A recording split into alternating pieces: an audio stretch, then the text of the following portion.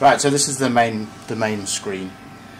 I've already created a program for these Mitsubishi drills, and I've saved it.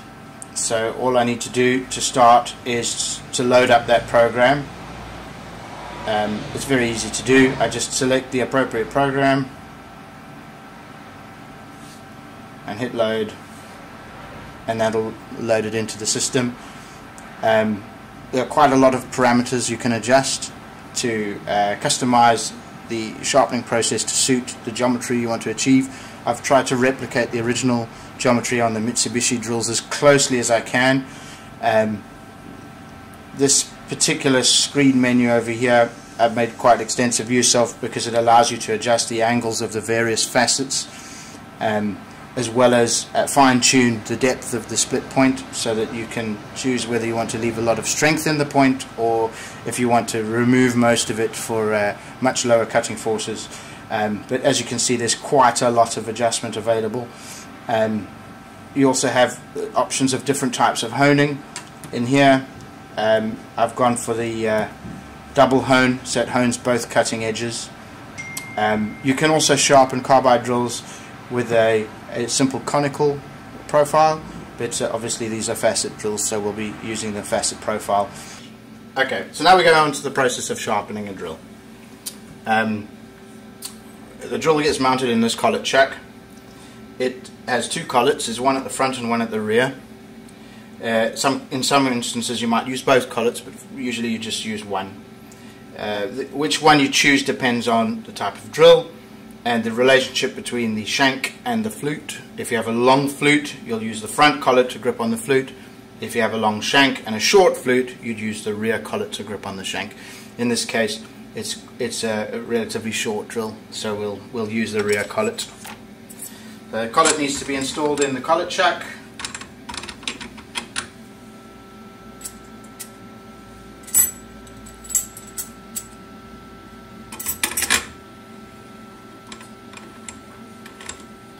And then you just need to install the drill.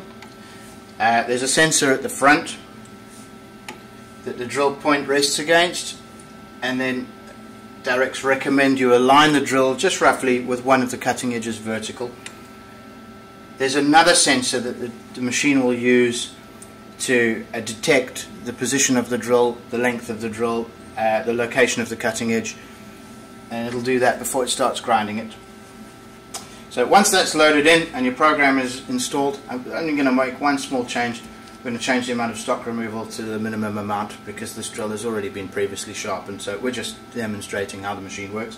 But once I've done that, all I need to do is press the start button.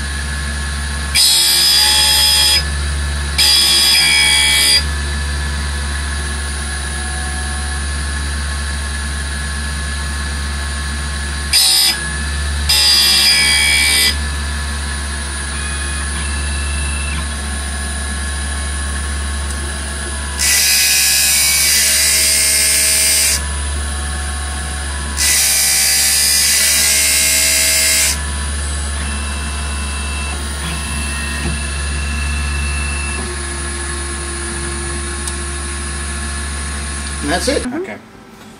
Right, I'm going to do this drill now. It's a lot smaller. We have a similar shank to flute ratio, so quite a short flute. But because it's quite small, we'll have to use the front collet to grip it. So I just select the collet, and and then install the collet. I'll install it with the drill in it because it's quite short. I can't get to the back of it to push it up against the sensor.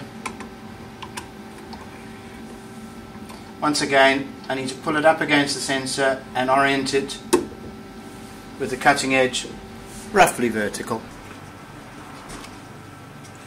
This is a much smaller drill, it's only 6mm, so I do need to then adjust the setting for the diameter of the tool.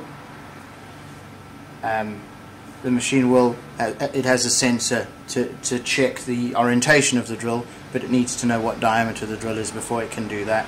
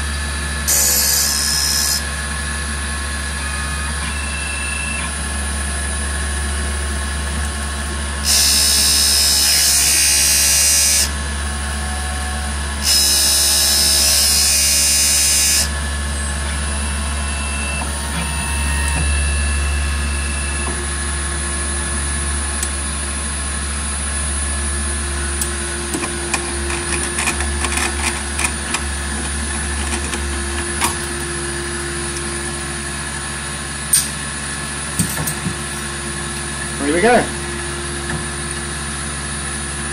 Just like new.